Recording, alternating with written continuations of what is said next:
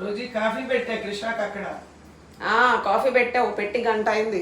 ఏమండి కాఫీ మా అమ్మాయికి పెట్టేసి వచ్చింది ఇవిడ, అది తాగదు. ఎందుకో చెప్పనా, బాత్రూంలో ఉంది ఫోన్ తోటి. వెళ్ళి ఆల్మోస్ట్ అరగంట అయింది. ఆ కాఫీ హాట్ కాఫీ కాస్త కోల్డ్ కాఫీ అయిపోయింది.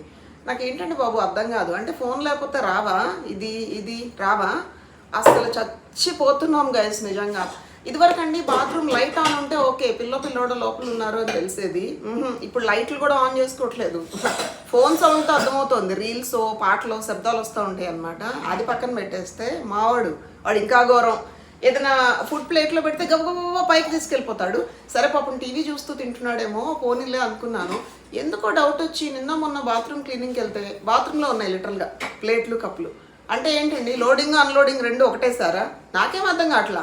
ఎందుకు రా లోపల ఉన్నాయి, క్లీన్ చేసి పెట్టావా బంగారం అని అడిగాను. ఎంత పాజిటివ్గా ఉంటుంది చూడండి మామ్స్.